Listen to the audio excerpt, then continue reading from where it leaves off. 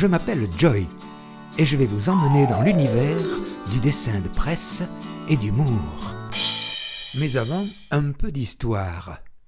Le 14 juin 2003, à Joyeuse, sous l'impulsion de la municipalité et de la CPPJ, Culture et Patrimoine en Pays Joyeusin, en Ardèche se crée un espace culturel de liberté d'expression. Une maison de la caricature et du dessin d'humour prend naissance square François-André dans l'hôtel Montravel. 3 célèbres dessinateurs le parrainent, Ours, Urs et Dubouillon. Pierre-Antoine Courouble préside cette belle aventure qui se poursuit aujourd'hui dans le château de Joyeuse. On ne peut pas commencer ce voyage sans évoquer tout d'abord un des premiers personnages abondamment caricaturés en son temps, Anne de Joyeuse. Ce duc et favori d'Henri III est né en ce lieu, dans ce château. Quelle joyeuse coïncidence, imaginez. Cet espace de la caricature s'installe chez lui. Depuis que les journaux existent, les dessins, sous formes illustratives ou caricaturales, les accompagnent au travers des articles. En prise directe avec l'actualité, ils offrent avec humour et pertinence une lecture personnelle des événements. Mais ce moyen d'expression est mis à mal par les intégristes qui n'hésitent pas à attaquer cette liberté. Nos amis de Charlie en ont payé de leur vie. Contrairement au portrait, qui, lui, doit rester fidèle au modèle, la caricature d'un visage ou d'un corps s'obtient par la déformation grotesque de ses traits. L'exagération à outrance de ses défauts ou de ses qualités feront la réussite ou non du dessin. L'important étant de retrouver sous le croquis amusant la personnalité profonde du modèle. Ce n'est pas évident d'accepter de se faire caricaturer, car c'est accepter le regard d'un autre qui vient farfouiller dans le trou de votre oreille, se promener sur la courbe de votre nez, s'arrêter longuement sur un sourcil, se faufiler sous votre menton après avoir hésité sur le profil de votre bouche. Puis, face au résultat qui vous stupéfait, supporter ses amis qui s'exclament « Waouh, c'est bien toi !» Sans une belle dose d'autodérision, c'est dur. Caricaturer les chefs d'État est l'exercice favori de beaucoup de dessinateurs.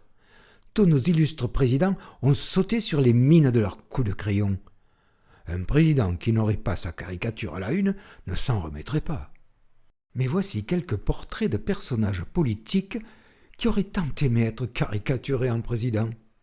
Alors que la caricature est une reconnaissance populaire et joyeuse, une preuve de notoriété indéniable, les dictateurs, eux, ont horreur d'être médiatisés de la sorte. En jetant en prison les diaboliques dessinateurs ou en leur coupant les doigts, ils deviennent pires que leur propre caricature. Le portrait est une discipline plus académique. Contrairement à la caricature, la précision de son tracé face au modèle est nécessaire afin d'obtenir une ressemblance exacte. Toutefois, les différentes techniques personnalisent le résultat qui peut aller au-delà de la réalité.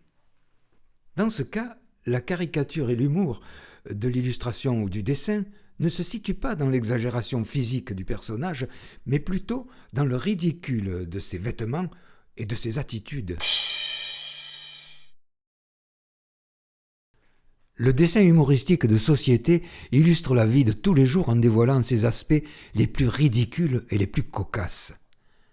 Il pose son regard amusé ou noir sur des situations qui semblent normales mais qui, sous les mines affûtées des dessinateurs, deviennent grotesques ou dérisoires. Voici quelques maîtres en la matière qui déclenchèrent bien des vocations.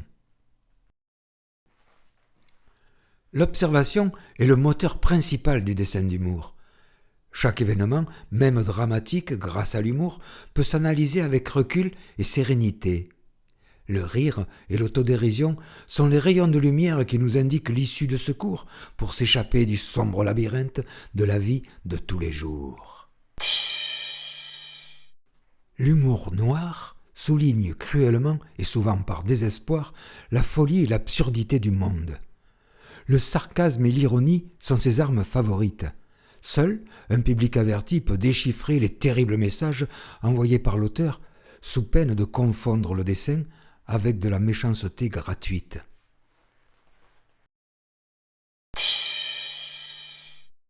Un dessin au premier degré, son message doit être lu tel quel, tandis qu'un dessin au second degré doit être interprété. Par exemple, voici un dessin au premier degré. Il dénonce l'inégalité à l'école, le riche réussit, le pauvre galère. En voici un maintenant qui doit être lu au second degré. Il dénonce avec humour une situation inacceptable. Mais le lecteur qui ne voit que le premier degré dans ce dessin peut conclure bêtement que le dessinateur est un machiste violent. Mais découvrir le degré d'un dessin demande un peu de réflexion, donc un peu de temps. Le dessin satirique d'opinion connut ses jours de gloire au XIXe siècle. Une multitude de revues illustrées fleurissaient dans les kiosques au service de la liberté, laïcité, démocratie, ou au service de la haine, complot judéo-maçonnique par exemple. De nos jours, très peu de journaux mettent à l'honneur ce puissant moyen d'expression. Le dessin d'opinion, par ses caricatures outrageuses et sans concession, doit choquer et provoquer afin de soulever des débats étouffés, soit par un pouvoir politique, soit par des religions. Dans nos démocraties, la censure officielle n'existe plus, mais sous la pression de la violence intellectuelle ou physique qu'exercent certains extrémismes, une autocensure sournoise s'installe insidieusement jusqu'au bout des crayons. Madame Anastasie, que voici, est le visage de la censure. Créature revêche, armée de ciseaux géants, elle observe tout, avec une chouette sur l'épaule qui symbolise les croyances obscures. C'est une caricature ici créée par André Gide au XIXe siècle. Anastasie provient d'un mot grec qui veut dire résurrection, une façon qu'ont les médias de rappeler que la censure, un temps abolie sous la Révolution, puis rétablie par Napoléon, ne meurt jamais vraiment. La liberté n'est jamais acquise définitivement. C'est un combat permanent. Mais la censure ne provient pas forcément d'en haut, ou des côtés, ou de dessus, ou de dessous. Elle provient quelquefois de l'intérieur, de la presse elle-même. Ici, ce bel exemple dans le journal Le Monde, que notre ami Xavier Gorce a dû quitter, parce que son dessin a été retiré du journal, il déplaisait au lecteur. Alors, méfiance, méfiance. Aucun pays n'est à l'abri d'un nouveau gouvernement qui restaurerait la censure, comme ce fut le cas dans le passé. Si un texte doit accompagner le dessin, il se doit d'être le plus bref possible, le graphisme étant le moteur principal du message. Si les mots prennent trop le dessus, ce n'est plus un dessin de presse, mais de la presse illustrée. Quoi qu'il en soit, l'important est de concrétiser les 3 R. Rire, réagir, réfléchir. Honoré Daumier, notre référence incontestée dans le domaine du dessin de presse et de la caricature, disait « La légende est bien inutile. Si mon dessin ne vous dit rien, c'est qu'il est mauvais. Et la légende ne le rendra pas meilleur. S'il est bon, vous le comprendrez bien tout seul. Alors, à quoi bon une légende ? Sachant qu'en plus, les mots ont des frontières, et le dessin, il n'en a pas. »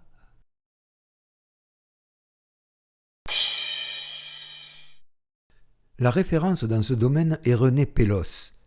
Scénariste et dessinateur sportif, il fit le bonheur des lecteurs de Miroir Sprint, Sport Sélection, Miroir du cyclisme, où il illustra avec un humour décapant les Tours de France des années 40, 50 et 60.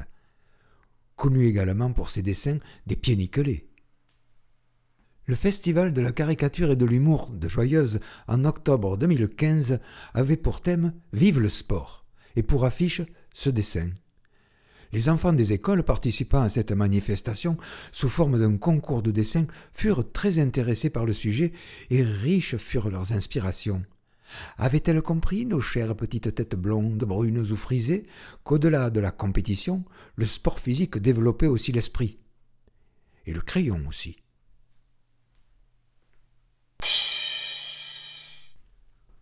Pour bien vendre ses produits, la publicité a besoin de marquer les esprits. Elle doit surprendre, émouvoir ou faire sourire.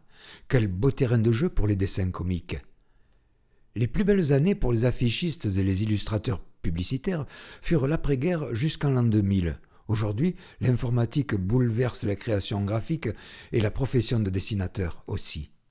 Le milieu de la publicité ayant des moyens autrement plus attractifs que les journaux, il est plus rentable pour un dessinateur de travailler pour ce média, à condition de s'assurer que le sujet à mettre à l'honneur n'est pas un produit débile, auquel cas l'illustrateur y perd son âme.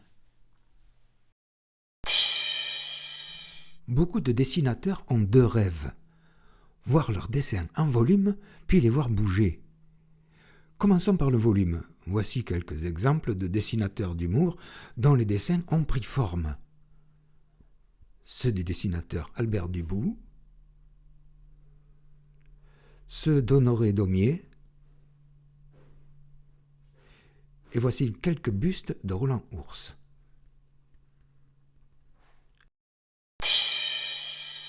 Le second rêve, les voir animés, vivants. Ceci demande plus de technique, mais quel bonheur de les voir bouger.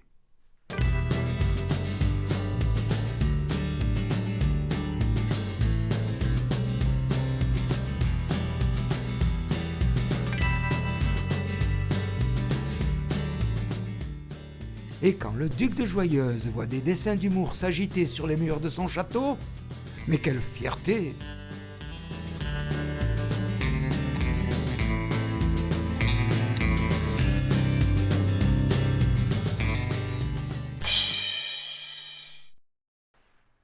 En 2002, au Festival de dessin de presse de Castelnaudary, Roland Ours était cette année-là le président. Le thème était le téléphone portable. Il fit un dessin sur le sujet qui déclencha les foudres de l'enfer.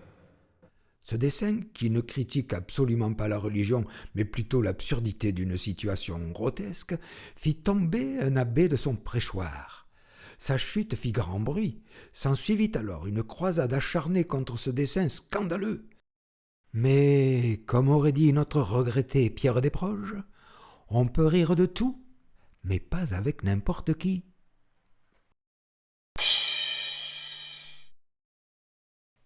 Il y a 30 000 ans, au fond de la grotte du Pont d'Arc, en gravant sur les parois rocheuses des croquis successifs de chevaux en action, ce dessinateur, qui ne savait encore pas qu'il était ardéchois, ne faisait-il pas de la bande dessinée, déjà?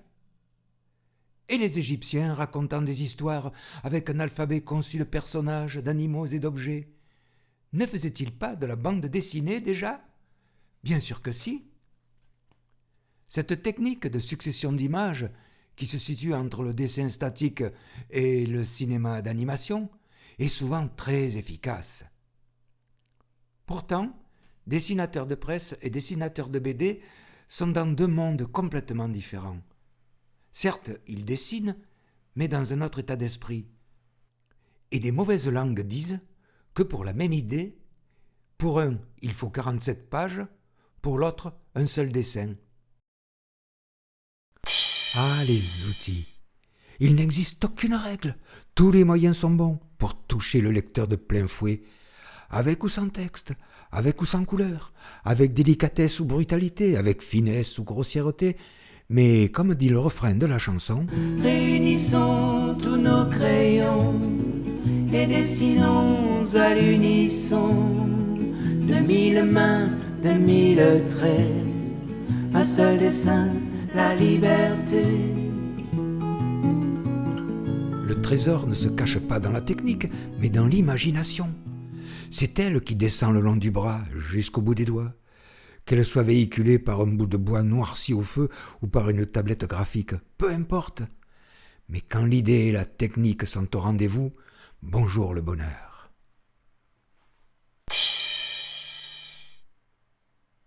Un désir de partage des valeurs de liberté et de laïcité pour tous. Mine douce, mine fière, les dessins poussent les frontières, mine noire, mine blanche, même victoire sur nos planches, réunissons tous nos crayons et dessinons à l'unisson de mille mains, de mille traits, un seul dessein, la liberté.